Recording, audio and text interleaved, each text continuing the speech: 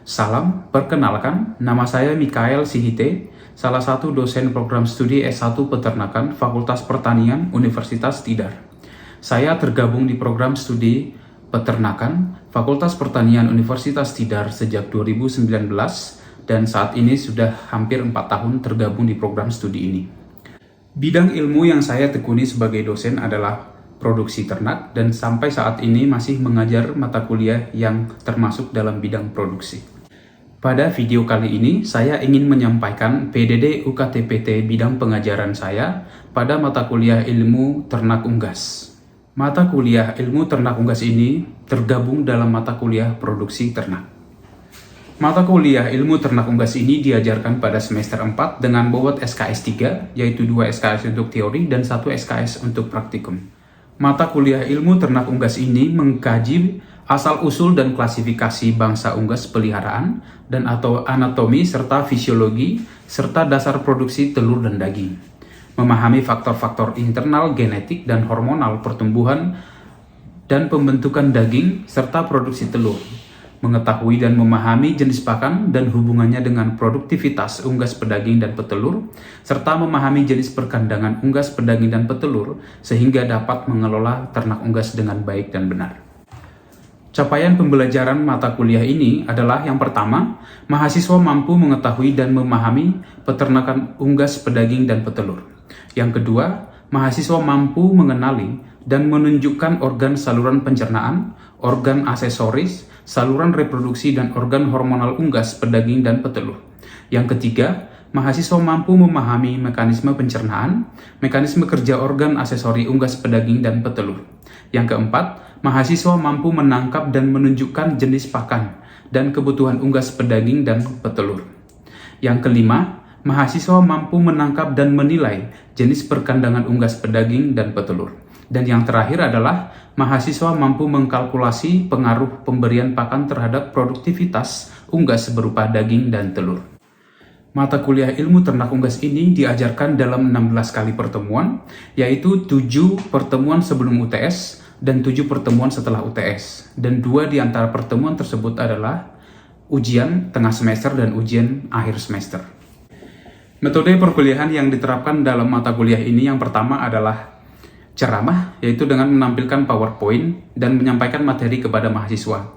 Yang kedua adalah dengan melaksanakan interaksi selama pembelajaran kepada mahasiswa. Bisa berupa tanya jawab secara individu maupun diskusi berkelompok. Yang ketiga adalah asesmen, yaitu penilaian terhadap kemampuan mahasiswa dalam menerima materi yang disampaikan. Yang pertama bisa berupa tugas individu atau kelompok. Yang kedua bisa berupa kuis. Dan yang ketiga bisa berupa PJBL atau Project Based Learning. Dalam asesmen mata kuliah ini, saya menggunakan Learning Management System yang dimiliki oleh Untidar, yaitu ELITA, maupun Google Form yang saya share atau bagikan kepada mahasiswa, dan mahasiswa mengupload hasil karya mereka di Google tersebut. Komponen penilaian dalam mata kuliah ini terdiri dari 6. Yang pertama adalah tugas sebesar 5%, kuis sebesar 5%, praktikum 10%, ujian tengah semester 15%, ujian akhir semester 15%, dan analisis partisipasi atau hasil proyek sebesar 50%. Pada awal pembelajaran semester, saya selalu menyampaikan rencana pembelajaran semester untuk mata kuliah ini. Lalu, saya juga menyampaikan kontrak kuliah yang akan disepakati bersama untuk 1 semester tersebut. Materi yang digunakan dalam mata kuliah ini bersumber dari buku referensi, jurnal-jurnal terbaru, dan juga hasil penelitian saya pribadi selaku dosen peternakan dalam bidang produksi ternak unggas. Demikian perkenalan diri dan deskripsi mata kuliah ini. Berikut saya tampilkan video pengajaran yang telah saya siapkan. Oke, selamat sore untuk kita semua. Sore.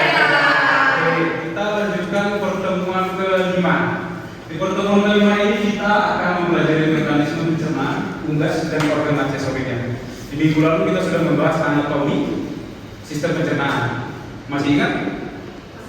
Masih. Bagian mana itu? Oke, mungkin yang diingat itu di bagian rongga mulut apa?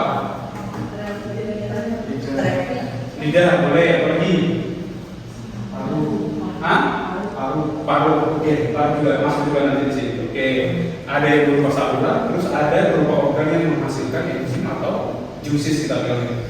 Jadi juices itu tidak melulu harus semacam cairan atau bungkus, bisa saja enzim yang dihasilkan dikategorikan juices juga atau kolaborasi berbeda. Oke, mungkin kita lanjut dulu pertemuan hari ini ya. Oke, di bagian rongga mulut ini unggas itu kalau makan mungkin hampir sama kayak manusia yang bisa mendeteksi semacam rasa. Tapi unggas dikatakan di sini tidak terlalu kompleks, terutama bagian bawah. Jadi kalau unggas itu dia akan menentukan makanan itu bisa dikonsumsi atau tidak, atau dilanjutkan dikonsumsi atau tidak dengan kemampuan ada deteksi menggunakan tactile cells atau Merkel cells, bukan Mikael cells ya. Itu berarti di bagian permukaan lidahnya yang akan mendeteksi kalau pakan itu seandainya sudah masuk ke dalam mulutnya, maka si ayam ini akan menentukan ini dilanjutkan dimakan atau tidak, seperti itu.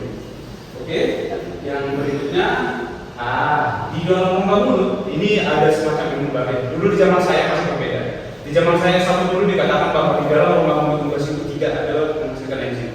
Tetapi sumber yang baru mengatakan bahwa di mulut itu sebenarnya enzim pencernaan dihasilkan. Terutama enzim apa kira-kira? Nama dulunya masih kan? Tialin. Yes, tialin. Jadi masih ada. Kalau enzim ini bekerjanya disebut biokatalisator. Masih ingat biokatalisator? Apa itu? Itu mempercepat reaksi tapi tidak itu. Sip, bagus stasiun. Jadi di sini terlihat yang biru adalah enzim dan yang merah adalah substrat. Di sini kita lihat bagaimana. Ketika enzim dan substrat itu saling menempel, nah pencernaan terjadi. Substrat itu menjadi pecah menjadi komponen yang lebih sederhana. Kemudian dia lepas, enzimnya itu tetap utuh. Dan enzimnya ini nanti akan mencerna substrat yang lain, substrat makanan yang lain.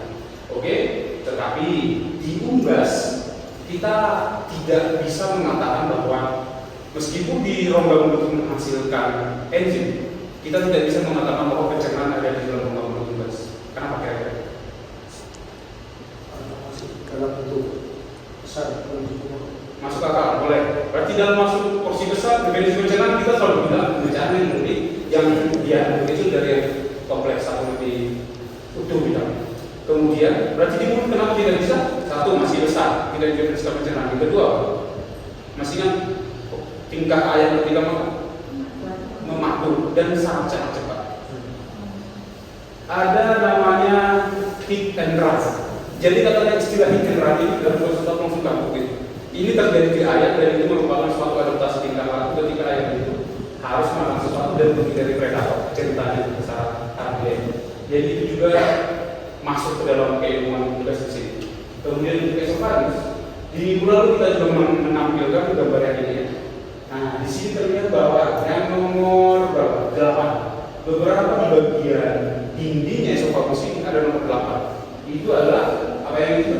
Pupus gland. Jadi pupus gland itu ya penghasil pupus, penghasil cairan itu. Cairan-cairan itu apa? Yang pertama sih kita lihat. Melumasi pakan yang akan masuk ke dalam. Setelah coba terus kemana? Roh, ya. Kemudian selain melumasi si esopagusnya, jadi itu melumasi pakan itu juga. Jadi dua ini melumasi si pakan, melumasi si esopagusnya. Ya kali cuma melumasi pakan kan, tidak melumasi si esopagusnya. Nanti nggak ada makanannya gimana nih? Tidak bisa. Oke? Yang ketiga, roh. Di sini volumenya sekitar 45 cc. 45 cc. Ini disebutkan ada digestion atau ya pra pencernaan, begitu ya, pra pencernaan. Karena tadi ada cairan dari esofagus dan kemudian ada juga enzim dan rongga mulut tadi. Oke, kalau dalam di mikrob ini juga menjadi suatu indikator kepada airnya. Kalau porsinya ini kosong, dia akan menghasilkan semacam rangsangan otak untuk mengatakan bahwa mikropnya itu kosong. Kita yang punya ayam pada tahu ya. Kalau ayam itu kalau lebih lapar, kita tidak bisa menentukan protein dari rabas, tidak bisa, harus dalam posisi itu. Jadi kalau dalam posisi kenyang, kita akan bisa mendapat protein. Dan kalau misalnya suatu malam protein sudah penuh, besoknya seharusnya akan berkurang, kempes lagi. Kalau tidak kempes, berarti ada yang salah. Oke, lanjut dulu. Proventriculus bekerja true stomach. Saya bilang true stomach. Kenapa? Masih ingatkah perbedaan antara ruminansia dan non-ruminansia? Gimana bedanya? Lambungnya beda. Kebetulan ruminansia apa?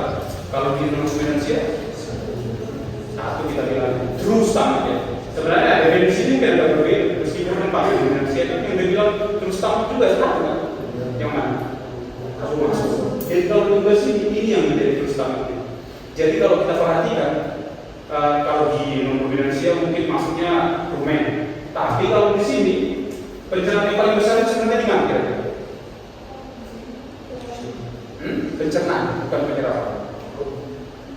Di ventriculusnya. Meskipun banyak sekresi enzim itu banyak di proventriculus. Jadi konsep menentukan sesuatu itu atau alternatif atau bagian ini yang menjadi lambung sejatinya ditentukan oleh si bagian organ ini menghasilkan enzim pencernaan, gitu. Makanya di dominansi itu kan bukan rumen yang menjadi produksi sejati kan tetap maksudnya pencernaan secara enzimatis. Oke, kalau ini pada tahu ya. Ini kalau kita makan tempelak, bagian sebelum tempelak yang lebih lembut daripada tempelak. Sebelumnya persis itu adalah proventriculus. Oke, sekarang ventriculus. Di sini kita sudah lihat. Nah, ini lazim kita ketahui karena kita makan tempelak ini kan? Ya. Ya, ini mulai. Yang bagian kuning kan biasanya Ya. dilepas dulu, dibuang. Ya toh? Ya. Ya. Yang kuningnya dimakan. Oke, yang kuningnya itu dibuang. Itu semacam keratin yang memang digunakan kalau manusia bisa mengonsumsi makanan dengan mengunyah, maka proses itu diunggas itu terjadi di sini. Dengan namanya juga berfoto kan? Oke. Di sini pencernaan dibantu oleh siapa? Grid. Oke. Yang perlu kita ketahui selain grid membantu pencernaan, ternyata lama-kelamaan grid itu kan hilang. Kemana hilang? Satu bergeser. Itu juga yang menjadi ini suatu pengamatan. Mungkin ada yang kepleset karena kepernah ayam itu apakah pernah ada pasien-pasien batu-batu ini? Enggak juga kan? Meskipun ayam itu mengonsumsi terbentuk grid yang lebih keras untuk bapak ayam itu. Tapi saat bergeser semuanya, dia juga menjadi sumber mineral untuk si ayam sendiri. Oke, tadi pagi. Sekarang kita masuk ke small intestine. Ada 3 kan? Yang dulu apa? Oke, duodenum itu kira-kira fungsinya apa?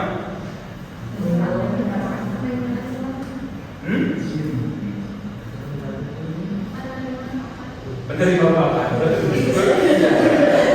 Menerima pakan, kemudian yang penting kita ingat ini menghasilkan bikarbonat.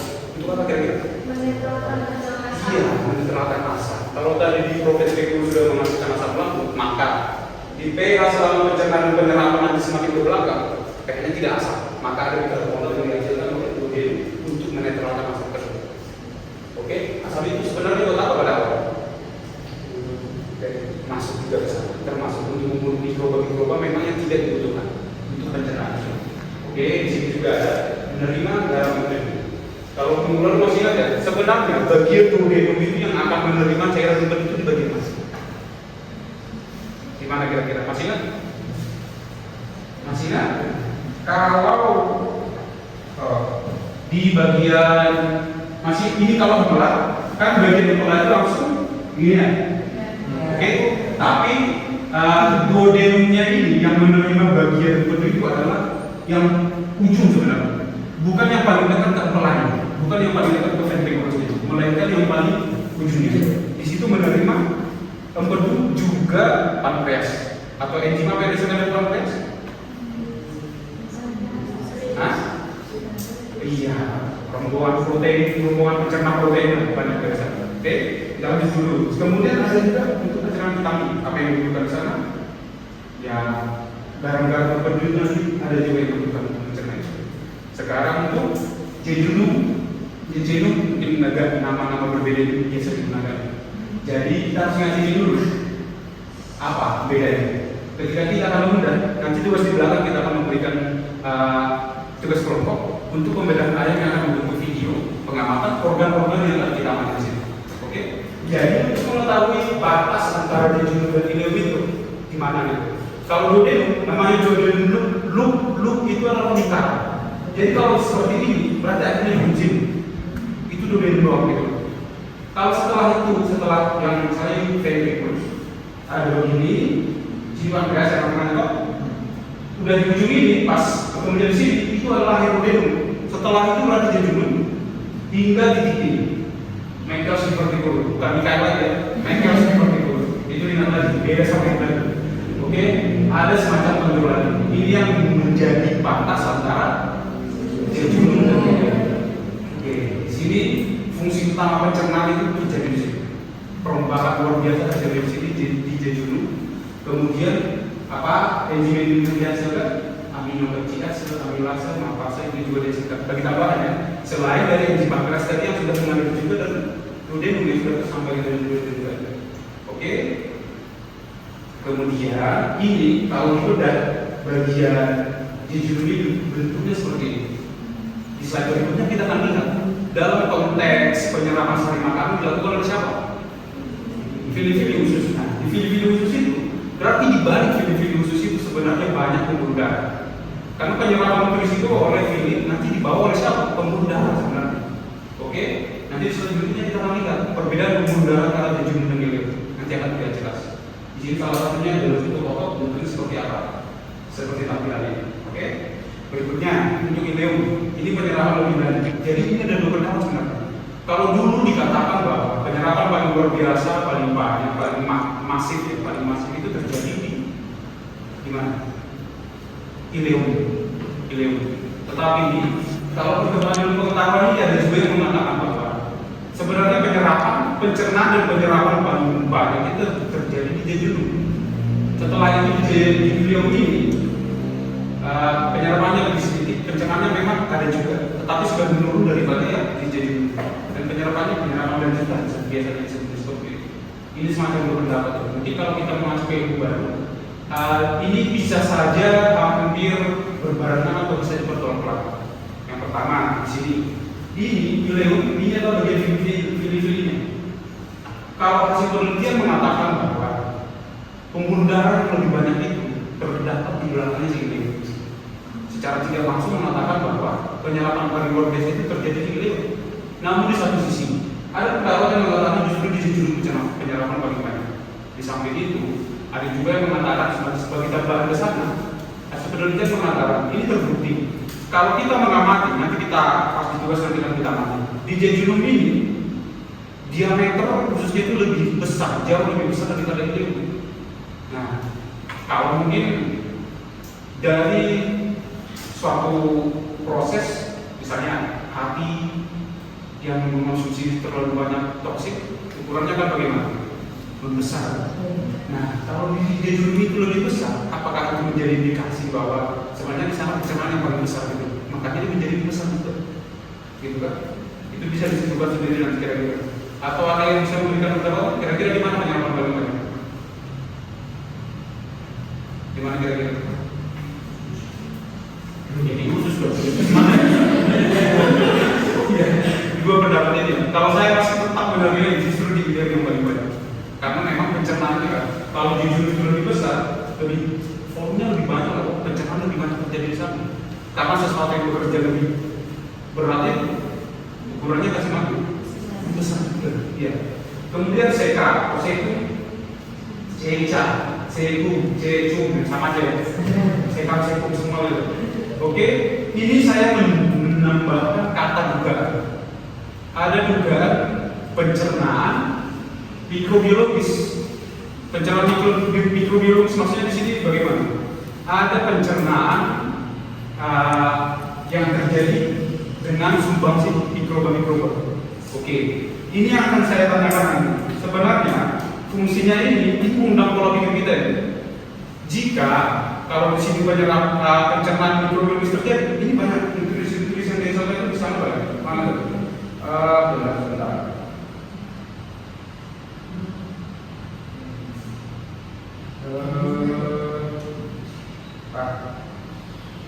Pada slide minggu lalu ini. Jadi ada 8 jenis vitamin B yang terdapat yang dihasilkan oleh di sini terdeteksi begitu. Jadi orang menduga bahwa sebenarnya di sini terjadi pencernaan secara mikrobiologis. Tapi kalau kita tanya, coba pendapat kalian. Kalau di sini terjadi pencernaan mikrobiologis, kira-kira apakah itu benar? Karena kan penyerapan terjadi di mana paling banyak? Di ileum lah kita bilang. Jadi apakah benar di sini ada ini? Pencernaan bisa jadi apa?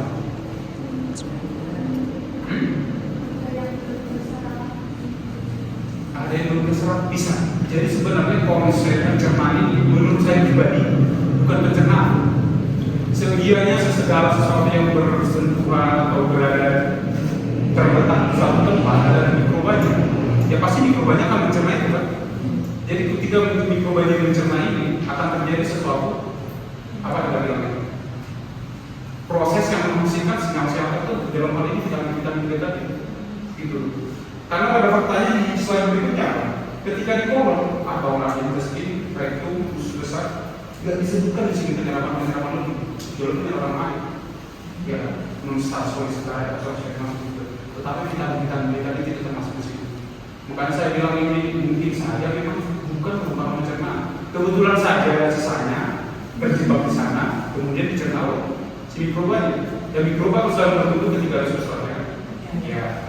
Kemudian yang di belakang ini mencampurkan sisa pencernaan dalam bentuk padat atau cair, dan kemudian kalau untuk yang betina ini juga sebagai saluran untuk menerima sperma. Kemudian untuk aksesori tadi tempatnya letakkan. Kalau duodenum berarti yang kena tangannya itu adalah pankreas. Jadi ini ada 3 di namanya. Ada dorsalo, ada sphenic lobe, dan ada ventral. Ventral di tengah. Kalau pada ini lah 1, 2, 3 itu adalah saluran untuk mengeluarkan apa tadi? Pankreatic juice lagi tadi.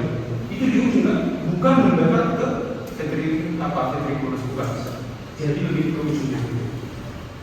Oke, kemudian diperhati ini ada biologis. Ini kalau untuk POC karena masih baru pertama menetas ya, warnanya itu sedikit lebih gelap karena memang apa? Penyerapan log masih terjadi.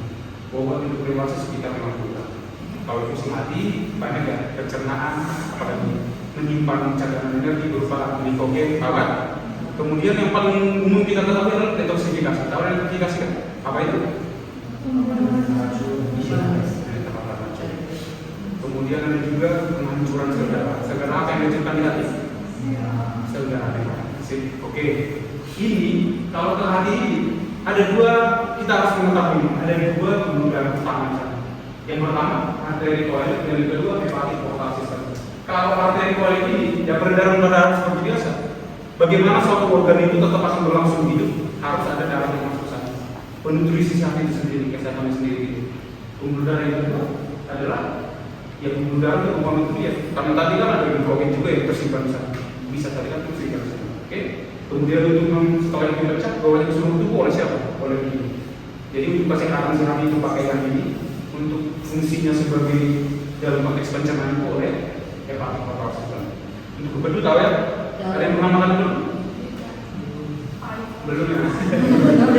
Saya baik, kita selalu dari ya. Oke, kalau untuk bedu sudah pada tahu. Ini kalau lebih besar itu tergantung. Tempat yang lebih besar, Anda sama kita mungkin saja pakannya kemakan dari ini karena bedu itu erat kaitannya dengan pencernaan. Oke, ini gambar bioduct ya. Bioduct gambar yang terkenal itu semacam saluran. Saluran ini juga yang membawa cairan berbeda itu ke dalam saluran pencernaan. Ini banyak yang merupakan air, elektrolit, garam berbeda, kolesterol, gliserol, ikan yang berbeda, protein juga. Ini yang paling fungsi spesifik yang paling unik dan harus kita ketahui adalah mengaktifkan enzim oleh pankreas dan mencegah denaturasi enzim. Kenapa ada istilah denaturasi enzim? Enzim terbuat dari apa? Protein. Jadi kalau sampai terjadi denaturasi protein, dia rusak. Fungsinya sebagai katalisator kita mudah tidak terjadi sama sekali. Kemudian untuk kita ini berhubungan dengan tekanan tubuh, ada virus, ada bakteri, ada seperti itu. Dan kemudian ada yang sudah mengenal limpa ini, pas motong ayam sudah pernah lihat limpa yang berbentuk bulat warna merah gitu. Nah, kalau kita potong ayam, pasti yang berdekatan itu adalah hati, ventriculus, limpa itu berdekatan semua itu. Kita akan mengamati ini nanti di pas tugas saja. Oke, sekarang jadi kita evaluasi sedikit dulu. Oke, tadi yang sudah di slide pertama itu ada 2 ya, setelah perkenalan. Bagian lidah penutupan akan dikonsumsi air atau tidak itu siapa? Bagiannya apa? Hah? Yes, iya, tactile cell atau tactile cell, tactile cell, ya. Ingat ya, baru yang lalu. Oke, yang kedua, kita sudah pada tahu nih, mengapa di dalam mulutnya si tikus sama mulutnya tidak terjadi pencernaan? Karena cepat. Iya, laju pencernaannya begitu cepat, laju konsumsi. Laju konsumsi kita begitu cepat. Kita harus tahu hit and run itu. Jadi hit and run, langsung lari itu. Iya, harus karena konsepnya itu kayak ayam itu kayak aja apa namanya korbannya predator yang dari dia. Nah, jadi setelah makan langsung lari. Karena itu juga yang dikatakan semacam pendapat, makanya dia punya crop juga untuk cadangan itu. Di crop ini kan sampai 12 jam bisa melari. Jadi yang penting isi dulu itu langsung lari lah. Pencernaan selanjutnya menjadi kalau manusia beda kan tiduran dulu. Oke, kembali ke sini. Yang ketiga, apa tadi lalu sudah dipadamkan? Protein karena apa? Iya, menghasilkan enzim. Konsep perut sejati yang hidup itu harus menghasilkan enzim pencernaan. Kalau bukan perut sejati. Meskipun pencernaan luar biasa tadi ada pencernaan secara mekanis misalnya dan gigi dan mastikasi beneran dan lain juga sudah terjadi di sini. Tapi dia bukan disebutnya sebagai lambung juga. Oke, ada sebenarnya dua fungsi pankreas kalau kalian pahami tadi. Mungkin yang satunya pernah kita bahas juga. Yang pertama itu kan sebagai penghasil enzim pencernaan, yang dulu sebagai apa?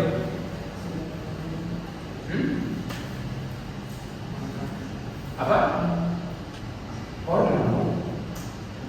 Iyalah, hormon apa dasarkan pankreas? Halo, pelajaran SMA itu. Hormon apa? Insulin. Waduh. Hormon insulin ini untuk apa? Mengatur keseimbangan gula darah. Kemudian yang terakhir nih, evaluasinya nih. Fungsi grid parentesis tadi apa?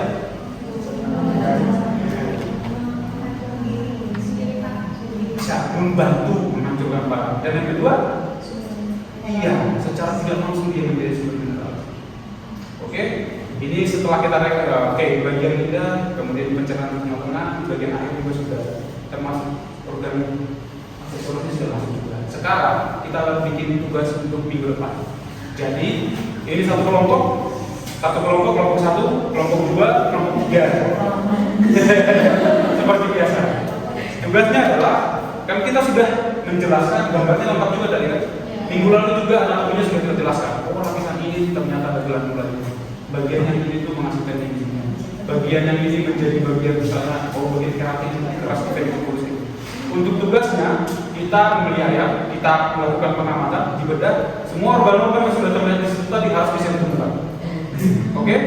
Ini video diberikan penjelasan berupa gambar bisa juga, tapi lebih bagus video biar lebih jelas nampak. Dan kemudian videonya dalam bentuk before ya diupload pada tautan ini bit.ly kumpul tugas sama-sama berusaha _ ilmu tengah luas ITU 5 pertemuan kelima kan? Deadline-nya H-1 sebelum pertemuan berikutnya. Untuk minimal durasi apa? Maksimal 30 menit. Minimalnya 20 menit saja. Wah, jangan lebih 5 menit ya. Ya. Oke, mungkin ada yang diskusikan lagi? Belum lagi? Diskusinya minggu depan lagi ya? Sebelum ini, oke. Saya rasa demikian kuliah pertemuan kelima ini. Nanti kalau ada yang ingin ditanyakan, bisa disimpan dulu minggu depan. Kalau kita mengumpulkan tugas ini, kita akan bahas, bisa berbicara lagi. Oke, demikian yang bisa saya sampaikan di luar ini. Kita tutup, selamat sore. Sore.